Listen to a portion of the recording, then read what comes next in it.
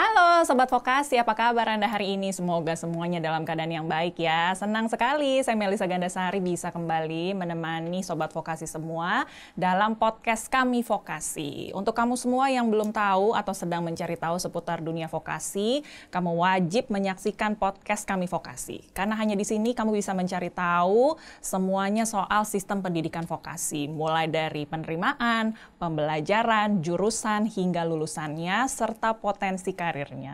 Lengkap semuanya ada di sini. Tentunya ditemenin juga dengan narasumber-narasumber yang seru dan juga berkompeten sehingga seru sekali perbincangannya. Dan jangan sampai kamu stop nonton di tengah-tengah ya, harus ditonton sampai akhir karena di setiap penghujung acaranya akan ada kuis berhadiah menarik. Jadi jangan lupa untuk follow juga akun Instagram kami di @kamivokasi untuk mengetahui update-update seputar dunia vokasi. Baik.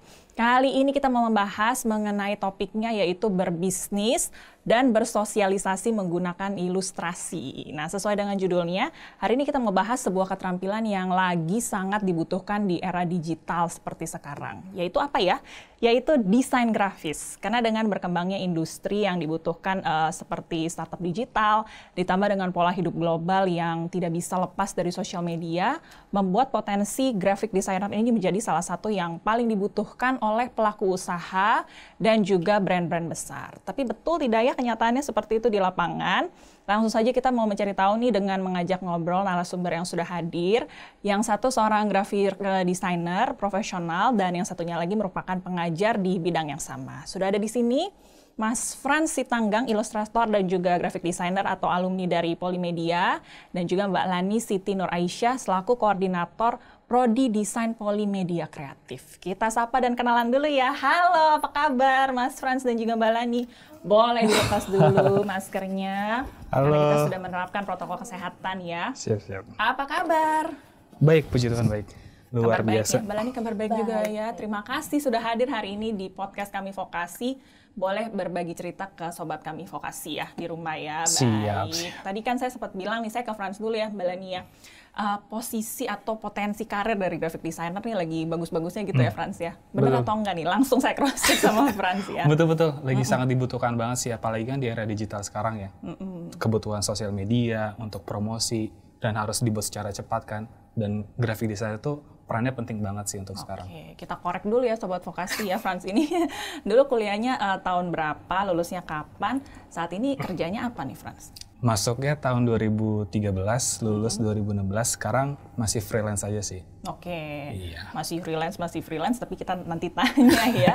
Bukan freelance yang sembarangan nih, biasanya kalau jadi graphic designer pasti untungnya banyak nih biasanya Frans ya. Amin. Kita bahasnya dari yang paling awal, yang paling mulanya dulu begitu ya. Boleh, Frans dulu tertarik jadi seorang graphic designer tuh kenapa Frans? Sebenarnya prosesnya tuh panjang banget sih kenapa mau jadi berprofesi sebagai graphic designer. Karena kan dulu berawal dari suka ngegambar ya.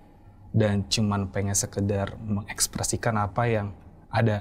Mengekspresikan emosi lewat gambar, mengkomunikasikan sesuatu lewat gambar. Terus pada akhirnya mau masuk ke SMA, terus nggak masuk SMA negeri nih. Terus orang tua ngasih pilihan kenapa nggak masuk SMK aja gitu. Karena kebetulan kakak juga SMK, cuman dia akuntansi kan. Terus di situ ada multimedia gitu. Ngelihat kalau aku bisa gambar, ya udah coba aja masuk multimedia, siapa tahu bisa berkembang lah ibaratnya. Terus ketika coba, disitulah baru belajar soal graphic design. Karena kan itu kayak salah satu part of multimedia juga kan, ngedesain gitu.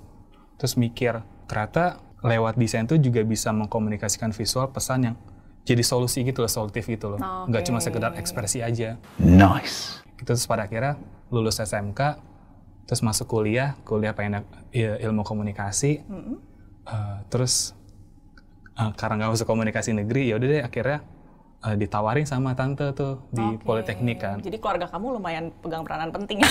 Iya, kayak ngasih opsional aja sih, ngasih opsional. Terus pilihan kan tetap ada di saya kan gitu. Terus pada akhirnya ditawarin tante di Polimedia ada graphic design nih, udah deh masuk situ. Kebetulan kayak mikir, sayang juga sih, sebelumnya pernah belajar soal desain. Ada sih sebenarnya multimedia di Polimedia. Terus kayak multimedia tuh too much itu belajarnya kan, semua dipelajarin. Terus pada akhirnya pengen fokus aja di desain gitu. Terus akhirnya sampai sekarang deh. Terus kalau dicari tahu, ya itulah peranan graphic design tuh penting banget sih. Gimana kita bisa secara cepat ngasih pesan ke orang-orang tanpa perlu babi-babi, terus kayak orang udah tahu betul, gitu. Betul. Katanya kan one picture say 1,000 word gitu ya. Betul. Jadi lebih sempurna, lebih cepat begitu dibandingkan kita bicara. Baik, jadi berarti dari awalnya Frans ini sukanya dari menggambar, menghantarkan pergi ke graphic design. Kita coba cek ke Bulani ya. Bulani, kalau Frans ini awalnya dari suka menggambar, tapi sebetulnya kalau jadi seorang graphic designer tuh kemampuan untuk bisa menggambar tuh dibutuhkan atau harus dibutuhkan atau gimana tuh? Wajib malah. Wajib ya justru ya. Okay. Jadi untuk menjadi seorang graphic designer, terutama ilustrator ya, itu memang art skillnya itu udah wajib sekali, harus bisa begitu. Oke. Iya. Kemampuan untuk menggambar itu memang sudah dibutuhkan menjadi yang dasar gitu ya. Jadi tapi kalau baru hobi aja gitu, suka tapi belum begitu bisa diasah lagi atau mestinya udah punya dasarnya sedikit-sedikit gitu Bulani? Nah itu ketika masuk sekolah desain ya, sebetulnya ada dua yang dibutuhkan. Yang wajib itu memang harus ada bakat juga, terus juga passion. Itu harus. Dengan passion, meskipun skillnya mungkin masih basic ya, itu kan dengan passion pasti terus diasah gitu. Dengan kita juga kan ada kurikulum ya yang mengarahkan untuk ke sana biar jadi lebih advance lagi gitu. Baik, berarti yang penting tadi memang sudah ada minat karena biasanya yang pernah saya dengar tuh minat dan bakat tuh beriringan ya. Kalau biasanya ada minatnya, bakatnya biasanya ngikutin karena dia merasanya mudah karena memang dia suka di sana, jadi suka latihan di sana, suka dikerjakan, jadi bakatnya ngikut kalau memang ada minatnya dari awal begitu ya. Nah kalau Frans ini kan sukanya menggambar tapi pilihannya ke graphic designer. Sebenarnya pilihannya kalau seperti Frans sih suka menggambar, bisa pilih apalagi sih kemudian yang berhubungan dengan desain Ibu? Oke, kalau dari desain sendiri sebetulnya nanti ketika terjun ke industri ya, ke karir, namanya tidak harus selalu graphic designer. Bisa saja ilustrator atau 2D artist mungkin, atau malah animator gitu, macam-macam. Intinya sih pada dasarnya ini semuanya berawal dari rumpun keilmuan seni rupa, lalu ke desain, lalu ke komunikasi visual.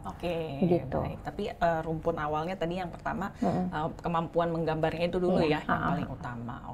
Saya mau tanya ke Frans. Berarti kamu kan awalnya menggambar tadi walaupun dibantu diarahkan begitu ya oleh orang tua, pergi ke SMK lalu pergi ke Polimedia, yang mendorong kamu akhirnya memilih graphic designer apa kemudian? Ngelihat potensi diri sih, kayak ngelihat ke dalam kan, kayak aku tuh bisanya apa ya, skill yang aku punya itu apa ya, terus apa yang aku kembangin gitu. Pada akhirnya kan dari gambar itu bisa jadi nge-create desain visual itu sendiri kan. Pada akhirnya udah mantap aja di graphic design. Baik. Nah, Bulani mungkin banyak yang seperti Frans kan, mahasiswa begitu ya. Awalnya biasalah anak muda suka bingung ya, mau masuk kemana nih gitu. Seperti Frans mungkin diawali masuk SMK, SMA atau SMK tuh udah jadi pilihan begitu ya. Lalu ada begitu banyak jurusan harus bagaimana. Biasanya dari pengajar, apakah ada pengajaran yang seperti apa sih yang bisa membantu mahasiswa untuk mengarahkan diri begitu? Biasanya diajarinnya apa aja tuh kalau lagi di perkuliahan? Kalau dalam perkuliahan, pada dasarnya kan nanti kurikulumnya tuh ada tentang yang seninya banget, desainnya banget, ada tentang ilmu-ilmu yang relevan, misal ilmu komunikasi, ilmu marketing. Nah nanti kelihatan mahasiswa ini apakah betul-betul seniman banget, apakah dia senang entrepreneurship tapi bisa desain juga gitu. Nah, apakah dia jago banget di ilmu komunikasi visual? Nah itu nanti akan kelihatan pastinya dari perkuliahan ya. Terus kita juga suka ada ikut di event-event seperti perlombaan yang diadakan Kemendikbud, misal seperti itu, atau bahkan event-event internasional ya. Passionnya nanti terlihat, passion dan bakat beriringan pasti terlihat dari proses selama perkuliahan. Gitu. Jadi memang jenjangnya di awal pelan-pelan gitu ya, dari sambil belajar dia sambil diarahkan sukanya kemana, nanti baru memilih begitu ya. Baik. Nah, bagi sobat vokasi di rumah mungkin yang juga punya hobi menggambar, suka dengan ilustrasi begitu ya, lagi bingung, boleh nih disaksikan perbincangannya saat ini. Kita mau kulik terus nih ke Frans, karena mungkin banyak sobat vokasi di rumah yang mikirin setelah lulus kuliah begitu ya, pekerjaannya bagaimana begitu ya. Frans, itu yang paling penting. Saat ini boleh diceritakan kamu lulus kuliah, pergi kerja di mana, lalu pekerjaannya awal-awal tuh seperti apa, Frans? Sebenarnya agak bingung sih ketika udah lulus kan, karena ada satu profesi yang emang pengen banget digeluti kayak waktu itu. Oke, apa tuh? Jurnalis kan, emang kan. Oh, jadi sebenarnya ada passion jadi jurnalis juga? Ada passion jadi jurnalis, menulis gitu kan. Karena dulu semasa kuliah juga 3 semester awal tuh masih freelance jurnalis gitu kan. Oke, baik, gitu. baik. Tapi itu yang menghantarkan tugas akhir yang emang mengkolaborasi antara jurnalis sama si desain grafis itu sih. Oke. Terus pas lulus, ini mau apply sebagai di bagian broadcasting atau sebagai graphic design. Terus lagi-lagi ngeliat lagi ke potensi diri dan ngeliat ke pasar gitu kan. Kebutuhan pasar tuh seperti apa. Profesi graphic designer ternyata banyak banget terbuka gitu kan. Pada akhirnya apply sebagai graphic designer aja gitu. Toh kan masih fresh graduate, masih bisa belajar apapun, dan secara jenjang karir kan bisa luas tuh graphic design, nggak cuma sebagai graphic designer aja, siapa tahu bisa jadi art director atau creative director atau yang lainnya gitu. Oke, baik. Jadi memang kadang-kadang kita punya beberapa passion begitu ya, nggak melulu satu. Kalau di France ini keinginan jadi jurnalis ini juga masih ada, tapi kesempatan begitu, takdir gitu ya membawa France pergi jadi graphic designer pada akhirnya. Boleh diceritakan dulu ketika kamu belajar seperti apa, lalu ketika kamu terjun ke lapangan, matching nggak kemudian yang kamu pelajari dengan apa yang sekarang kamu kerjakan? Sebenarnya kalau dibilang matching, nggak terlalu matching sih, karena ya itu dia, mungkin secara keilmuan oke lah kita bisa belajar gitu. Tapi ketika di lapangan tuh kita menghadapi beberapa orang, ada tim lah. Dan beberapa tim mungkin tidak paham soal knowledge soal graphic design. Oke. Jadi itu misalnya bukan di kamu tapi di tim ya. Iya, di tim. Maksudnya kan beberapa orang kan nggak paham soal si desain itu sendiri kan. Jadi lagi-lagi tantangannya ya saya sendiri yang harus memberikan knowledge soal desain, dan selera mereka juga nggak bisa ditentukan dari ilmu kedesainan gitu. Betul. Nggak bisa jadi kayak crash gitu. Kadang itu sih paling tantangan. Baik. Nah, ini saya jadi ada pertanyaan untuk Bulan ini Frans adalah lulusan dari vokasi begitu ya, sehingga dia untuk masalah desain dan lain sebagainya mungkin jadi memang lebih aplikatifnya lebih baik begitu ya. Kalau dari sistem vokasi memang apakah berbeda begitu? Apa sih yang diajarkan sehingga lulusan-lulusan dari vokasi ini seperti Frans begitu lebih siap untuk bekerja pada akhirnya Bulan ini? Oke, yang pertama yang pasti hard skill ya, skill menggambarnya itu sendiri. Yang keduanya itu soft skill. Nah, diantaranya kita harus belajar tentang sosiologi masyarakat sih sebetulnya ya. Jadi tadi selera masyarakat, keinginan klien, dan meskipun seorang desainer itu cenderung idealis ya, gue stylenya kayak gini, nyeni artistik biasanya. Tapi kita juga harus client oriented gitu. Dan satu sisi lagi client oriented bukan berarti kita harus mengikuti 100% selera klien, tapi juga kita harus bisa mengedukasi mereka. Nah, yang bagus itu seperti ini, Bapak, Ibu, gitu. Oh my God! Wow! Ilmu-ilmu ini diajarkan nih Bu ya? Diajarkan. Di kampus, oke. Bentuk pengajarannya tuh seperti apa sih? Karena ini kan jadi agak psikologis gitu ya Bu, harus menahan ego sendiri begitu. Ini apakah dibuat bentuknya latihan? Kalau di perkuliahan tuh bentuknya seperti apa? Supaya nanti ketika bekerja nih, jadi sisi nyeninya bisa beriringan dengan kebutuhan industri begitu Bu. Jadi bahkan dari semester 1 semua tugasnya berupa proyek. Oke, iya. Jadi memang langsung latihan begitu ya? Latihan, langsung buat karya dari awal masuk. Dan si dosen itu jadi kliennya.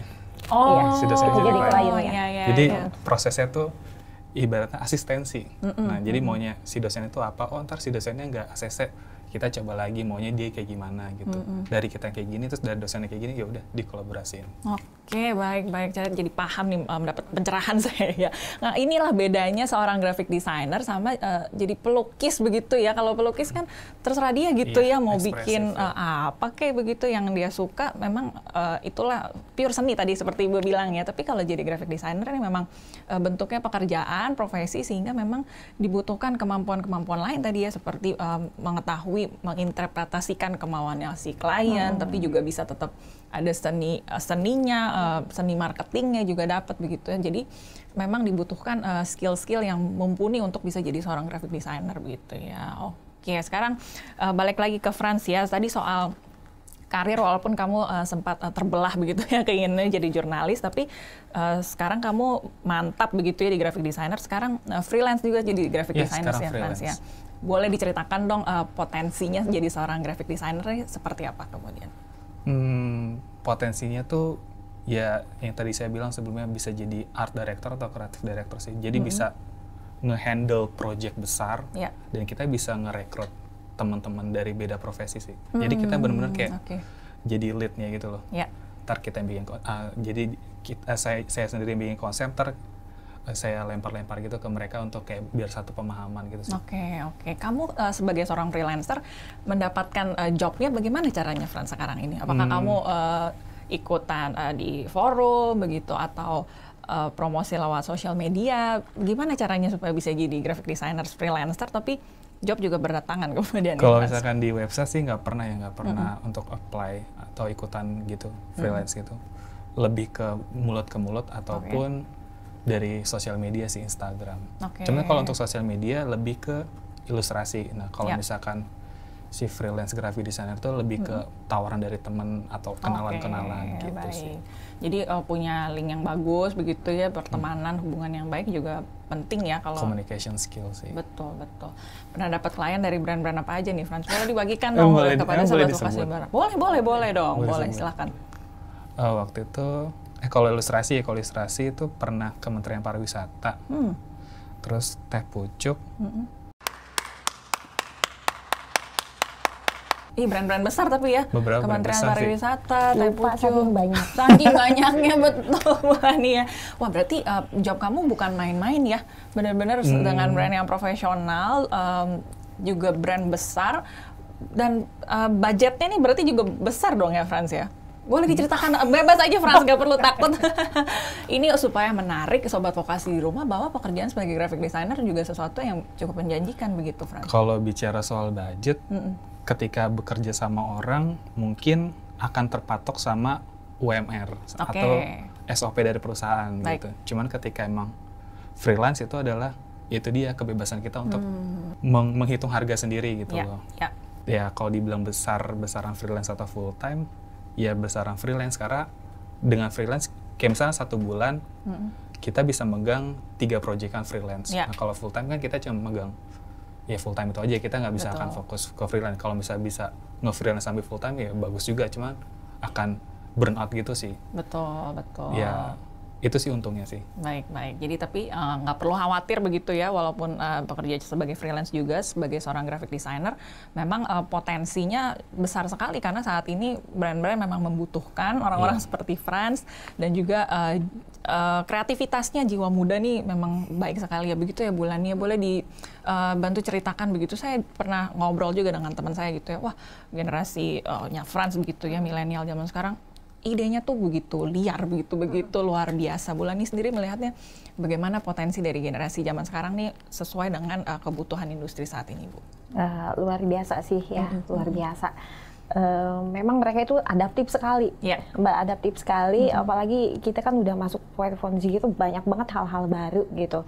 Dari dari fenomena masyarakat kita harus bisa ngikutin gitu semua, dari teknologi, seni, sosial. Nah kita kan tugas kita menginterpretasikannya dalam bentuk gambar ya.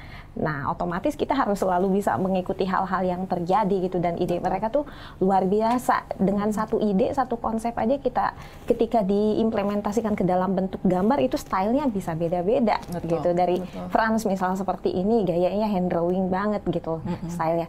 Temennya bisa aja udah realistik banget, tetapi sebetulnya itu hal yang sama yang diceritakan gitu. Kalau ide memang luar biasa kalau anak-anak zaman sekarang ya, milenial. Jadi dari segi kreativitas nih memang sudah mumpuni begitu ya, membantu mereka di pekerjaan-pekerjaan seperti graphic designer yang memang membutuhkan imajinasi dan kreativitas yang tinggi begitu ya, Frans ya. Boleh cerita dong Frans, saat ini kebutuhan dari sosial media kan juga banyak ya, tinggi ya. Semua orang pasti punya sosial media, semua brand juga pasti jualannya lewat sosial media juga. Boleh cerita dong pengalaman kamu begitu bekerja sama dengan brand atau mungkin influencer kah atau apa yang menggunakan jasa kamu pada akhirnya, Frans? Lebih banyaknya kalau untuk sosial media sih NGO ya, beberapa ya enaknya itu adalah dibebaskan gitu. Setidaknya poin pentingnya adalah pesan yang mau disampaikan secara visual ataupun tata letaknya itu dibebaskan dari akunya sendiri. Yang penting tuh audiens paham apa yang mau kita sampaikan si kampanye itu, terus apa yang mau digerakkan, Udah sih, dibebaskan aja sih seperti itu. Karena memang sejauh ini sudah percaya juga ya dengan kompetensi kamu. Ada tips nggak, Frans? Karena kan apalagi sebagai seorang freelancer itu menjaga bukan nama baik ya, menjaga kualitas kamu ini menjadi penting karena jadi portfolio kamu untuk pekerjaan berikutnya. Apa yang bisa kamu lakukan untuk menjaga portfolio kamu ini supaya tetap baik sehingga klien-klien tetap percaya sama kamu ke depannya? Selain hasilnya bagus, tentu communication skill-nya sih. Komunikasi, attitude, time management itu sih paling penting. Selain hard skill itu yang tadi bilang, soft skill itu penting juga sih. Mengkomunikasikan ke klien itu sendiri. Baik. Apapun yang terjadi. Terus sering update juga. Baik. Karena memang pada akhirnya kepuasan si klien itu sendiri yang paling penting ya. Jangan sampai ego kita pribadi sebagai artisnya begitu jadi keluar, tapi bagaimana si klien juga puas, nanti bisa dapat hasil yang memuaskan juga. Itu bisa bridging ke project yang lain. Betul. Pada akhirnya itu yang paling penting ya. Baik, Bulani, ini kan dunia graphic designer, dunia teknologi berkembangnya kan cepat sekali begitu ya. Bagaimana dengan kampus berperan serta begitu mengejar kebutuhannya terus berjalan, bagaimana kampus beriringan agar perjalanannya tetap sama dengan kebutuhan yang industri inginkan saat ini? Target kita kan untuk mengeluarkan lulusan yang bisa diterima di industri ya. Jadi dalam program kurikulumnya sendiri kita banyak berhubungan dengan industri ya, antara lain dosennya banyak praktisi juga. Lalu ada program pemagangan selama 6 bulan. Lalu setelah itu banyak kerjasama yang bentuknya tuh seperti FGD atau kita mengadakan kelas tapi di luar kampus, misalnya seperti itu. Ya. Terus dipaparkan terhadap dunia nyata begitu ya, sehingga ketika pergi keluar betul-betul sudah siap. Karena jadi graphic designer ini tadi bukan hanya kemampuan artistiknya yang harus dibutuhkan. Setelah ngobrol sama Frans, banyak yang dibutuhkan justru social skill-nya justru ya, karena harus berhubungan terus dengan klien. Dan kita ngobrol yang bagus-bagusnya terus ya, Frans ya. Tantangan kamu selama ini menjadi seorang graphic designer apa aja nih, Frans? Ya itu tadi sebelumnya kan udah dibilang tuh soal keinginan klien sih itu. Yang paling benar-benar kayak kita juga harus nurunin ego kita, idealis kita sebagai graphic designer gitu. Biar ya tadi dibilang win-win solution gitu. Itu paling sih tantangan terbesar. Baik, yang bisa ilmu yang kamu dapatkan dari vokasi yang bisa betul-betul kamu terapkan saat ini untuk menjawab tantangan kamu seperti apa, Frans? Lebih banyak praktek sih. Lebih banyak praktek. Itu aja sih paling, lebih banyak praktek aja, karena dengan praktek kita akan tahu sih. Terus atau enggak sharing-sharing sama teman-teman sesama seprofesi, kita juga akan jadi tahu gitu loh. Sebenarnya kurangnya di mana, permasalahannya apa aja gitu sih. Oke, jadi betul-betul sesuai lah dengan yang tadi Bulani cerita ya, betul-betul project base, diketemukan langsung. Bulani kalau jadi pas lagi pura-pura jadi kliennya gitu juga nggak pura-pura, aduh wah ini salah nih, pengen yang banyak maunya gitu loh. Jadi dibuat latihan supaya nanti siap juga anaknya ketika menghadapi mungkin ada klien yang banyak maunya atau seperti apa begitu. Atau dibikin jadi klien yang mulus-mulus aja. Biasanya gimana tuh, Bulani?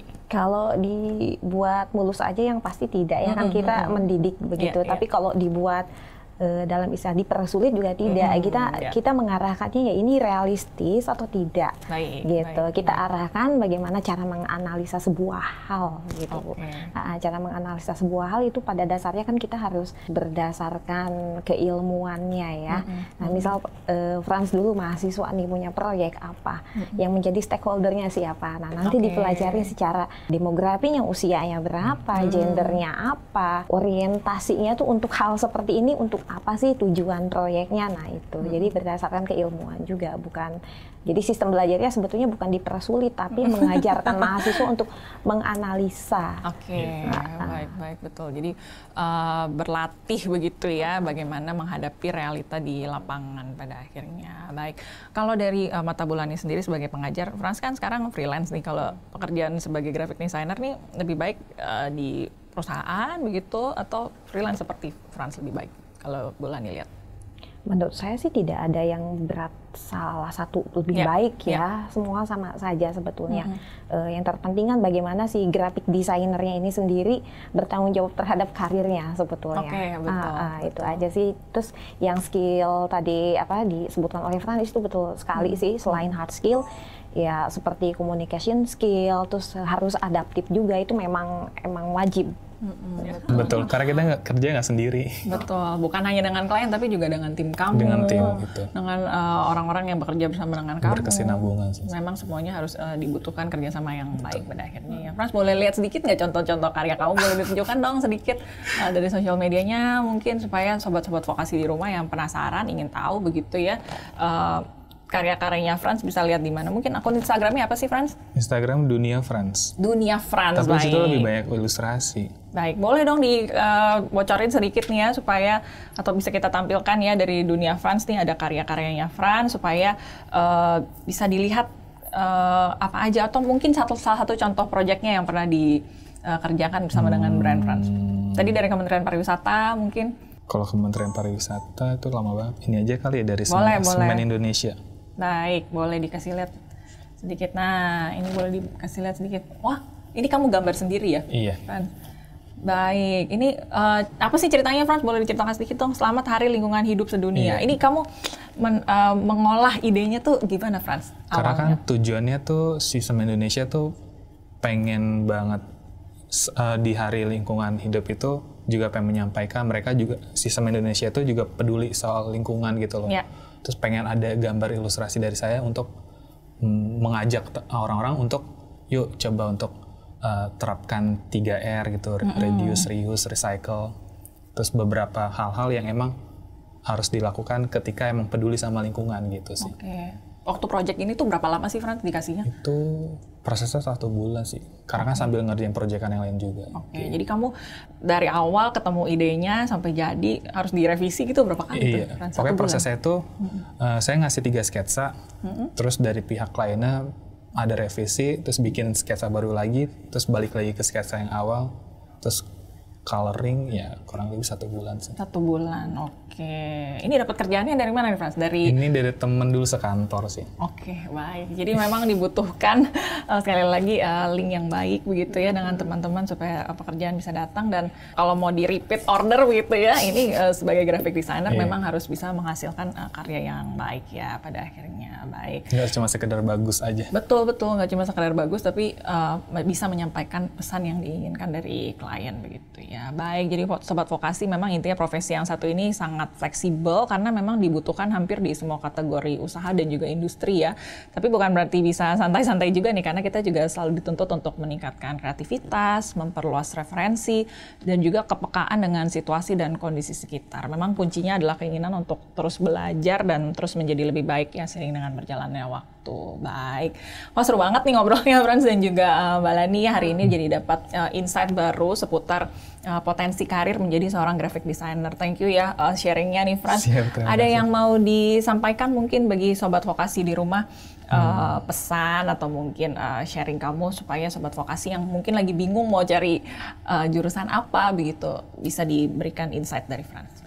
Ya, kalau ini sih lebih ke ketika udah masuk perkuliahan, manfaatin aja gitu. Ya. Anggap semua dosen itu adalah klien sih. Ya. Disitulah titik untuk belajarnya dan titik untuk sharing-sharing dengan yang emang udah punya ilmunya gitu loh. Ya. Dan manfaatin ketika liburan tuh lebih baik magang aja deh biar kelatih dengan sendirinya sih. Baik. Terus ketika selain hard skill lagi-lagi soft skill-nya juga harus ditingkatkan gitu. Baik. Jadi itu memang terus belajar ya intinya ya, jangan dimanfaatkanlah waktu kamu untuk berkuliah dengan baik, waktu kamu belajar ketemu dengan dosen dimanfaatkan dengan baik supaya nanti bisa berbuah manis ketika kamu sudah masuk ke pengalamannya tuh udah panjang banget.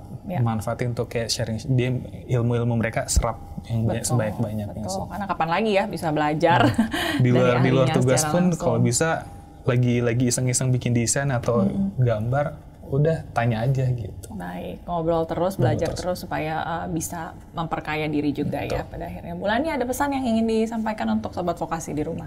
Oke, kalau untuk teman-teman vokasi di sini, nanti kalau misal masuk atau ada yang passionnya ingin sekolah desain, nah itu sebetulnya prospek karirnya banyak sekali sih. Jadi kalau tadi Frans kan lebih ke ilustrasi untuk branding ya. Nanti juga seorang graphic designer juga misal bisa bekerja di bidang animasi, sinematografi itu juga bisa sebetulnya. Tapi yang penting yakinkan diri dulu, memang pada dasarnya punya passion.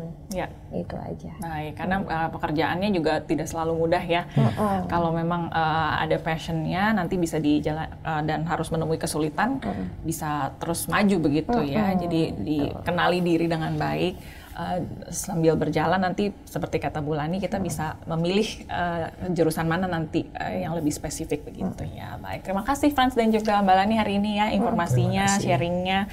Semoga bisa dimanfaatkan dengan baik oleh Sobat Vokasi di rumah. Bagi yang lagi bingung, sedang mencari tahu seputar dunia graphic designer, semoga bisa tercerahkan ya dengan obrolan kita hari ini. Baik, kita mau pamit undur diri nih, tapi sebelumnya kita bagi-bagi hadiah dulu ya. Bagi Sobat Vokasi di rumah, bagi yang sudah menyaksikan obrolan saya dengan Frans dan juga Bu Lani, bisa berpartisipasi dalam kuis hari ini, karena di setiap episode podcast kami Vokasi, kami punya kuis berhadiah menarik. Kalau kamu tahu jawabannya, tinggal kirimkan jawabannya melalui DM ke akun Instagram kami di @kamivokasi.